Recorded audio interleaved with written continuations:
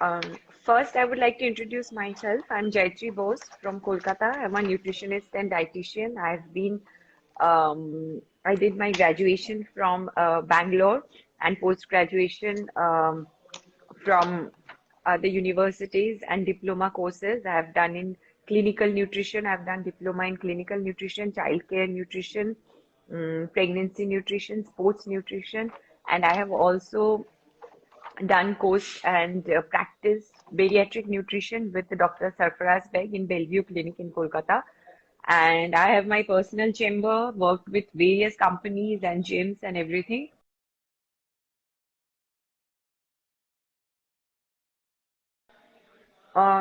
See, our kidney is in layman's term, it's kind of a filter. So when there is any disruption in the kidney, all the waste in our body, it gets accumulated and it can cause various symptoms and various ailments. So in a broad perspective, kidney diseases can be classified into two types, acute kidney disease and chronic kidney disease. Acute kidney disease is in nobody's hand because it happens all of a sudden. It is because of sudden intake of some poison or maybe some reaction to your drug or maybe through some patient who are hospitalized for a long period of time. So these kind of patients maybe because of snake bite, lead poisoning, arsenic poisoning. So these leads to acute kidney diseases and acute kidney diseases to most extent it Okay. is reversible. And for acute kidney disease and all its problem, it is mainly taken care by doctors because over there medicine and medication and intravenous drugs are very much important. But where the intervention of dietitians and nutritionists come is basically chronic kidney diseases. Chronic kidney disease is something which slowly graduates over a period of time. It takes a longer period of time to go from various stages. So chronic kidney disease can again be classified into five stages and it progresses slowly. So during the first two stages, stage one and stage two, where there is mild symptom like little high blood pressure or cholesterol, or there is maybe the patient is suffering from mild obesity, maybe he or she is type 1 or type 2 diabetes and it is not under control. So that person might notice some kind of symptom like little bit of swelling in their ankle and feet, little fatigue and tiredness, the blood pressure is not getting controlled. Then they might also notice that sleep disturbances, like minute symptoms, which is like people generally neglect. So these kind of symptoms happen during the first two stages of chronic kidney disease. And during this time, and unfortunately, chronic kidney disease is not reversible. So what we can do, if we can get hold of a patient, we can stop the kidney from being damaged even more.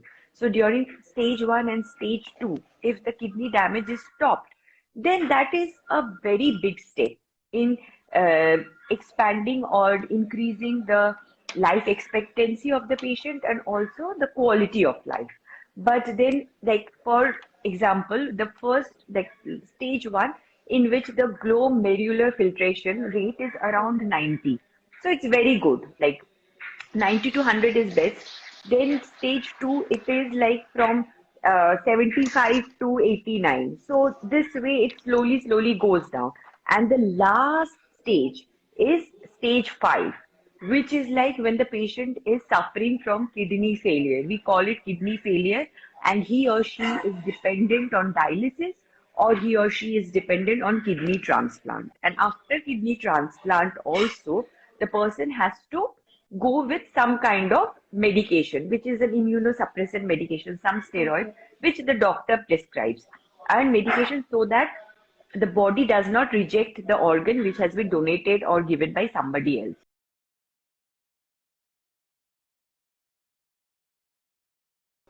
The main problem here, all over the Okay. world and especially in India, 90% of the non-dialysis patients, they do Exactly. not Hmm. come to the nutritionist. And they only come to the nutritionist when their condition is in Okay. stage 3 or stage 4, which is like almost they are towards kidney failure and then it is out of the hand of the doctors and the nurses. Before that, the doctors or the nurses, they tell them, "Oh, okay, don't have this, don't have that." But the patient requires a complete calculated diet and dose, because there is certain amount of sodium, potassium, and which has to be maintained. So that kind of thing, and phosphorus, sodium, potassium, and phosphorus. Within that limit, it has to be maintained. But like specific food items, calculating the amount of stored sodium, calculating the amount of potassium and phosphorus, that is not done by the doctors. They can just tell you, okay, don't have this in moderation, have this in this much, Right. but they are not telling you the quantity. So they're just giving you a rough estimate, and the patient, most of the time, they take it very lightly, and they are not changing their lifestyle, or they are not changing their food habit. So what happens? They slowly proceed towards type 3 and type 4, where more noticeable symptoms are available, like starts showing up, like severe swelling in their ankle, metallic taste in their mouth, urine output is very less, recurrent kidney infection. Then there can be chest pain, because fluid starts to retain outside your heart valves and peritoneum. And there can be also a lung issue, shortness of breath, because fluid accumulation outside your lung.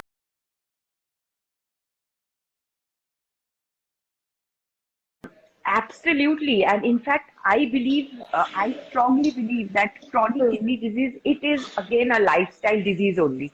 Because with modern diet and modern junk food and fast food and lack of activity, people are generally proceeding towards obesity and insulin Hmm. resistance, which gives rise to diabetes. And diabetes is one of the leading cause for chronic kidney disease, because with diabetes there is higher level of insulin in the blood, which causes uh, the kidney not to function properly, and also it leads to the tear, micro tear of the glomeruli, because it is also a connective tissue, so the tissue damage happens during diabetes. So that leads to micro tears, and which cannot be rectified later on. So slowly, because of the degeneration of the muscle surrounding the kidney, it leads to progression towards chronic kidney disease. And also with diabetes, there is most of the time, because of obesity and hypervolemia, excess of blood volume, that is, people, they suffer from high blood pressure. So high blood pressure is another major reason to increase the pressure among the minute vessels of the kidney, which breaks and tears up, and leading to the damage of the kidney and the starting of the chronic kidney disease. So basically, it is all related to obesity, Hmm. it is all related to diabetes and high blood pressure, which is due to obesity. So definitely nowadays we can consider kidney problem as a lifestyle problem.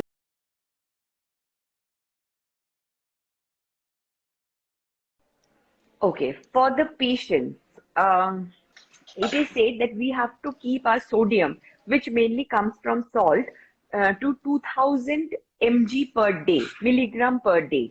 So that means that the patient has to avoid table salt, or their food has to be prepared in minimum amount of salt, as much as less as possible.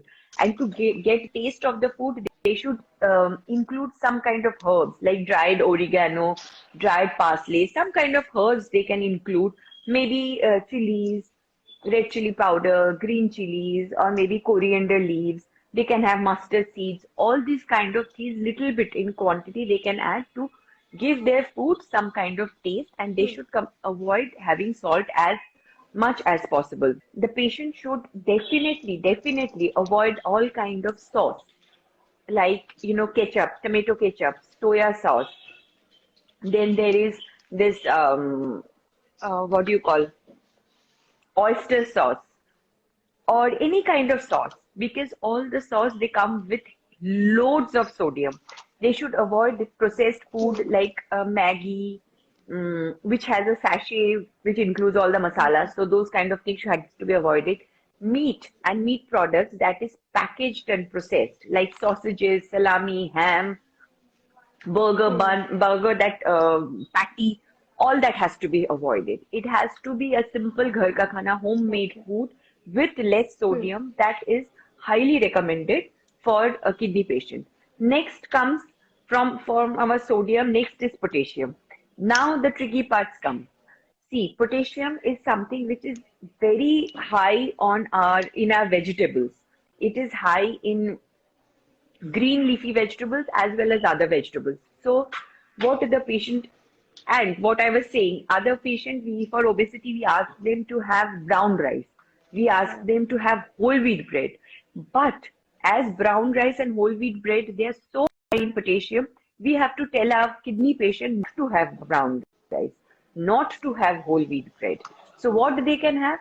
They can have bulgur, they can have buckwheat, they can have like barley, couscous. These are the healthy grains or white rice which they can have. And even for having white rice, I would suggest Hmm. a process called leaching. You have to soak your rice in water Okay. for about 1 hour or 2 hours. Then you have to wash it properly and drain the water. Yes, that will drain some amount of vitamin residue which is there. Yes, we cannot help it. It will. But it will drain the excess potassium also. And also the starch of Hmm. the rice, it has to be drained after cooking the rice. So this is how we can restrict the potassium. And brown, like whole wheat atta, whole wheat bread, not taking those makes more sense. Other than that, instead of that, they can go for buckwheat atta. They can have roti made from buckwheat atta. And for vegetables and fruits, avocados are excellent. They are rich in vitamin E, but they are very, very high on Okay. potassium. So they have to be avoided because of high potassium level. Then for vegetables also, this leaching procedure has to be done. Yes, there is a loss of vitamin B complex because of this leaching procedure, but we cannot help it. After cutting of the vegetables, they have to be soaked for about 3 to 4 hours and then they can be cooked. After cooking, most of the potassium, it is we can get rid Hmm. of majority amount of the potassium.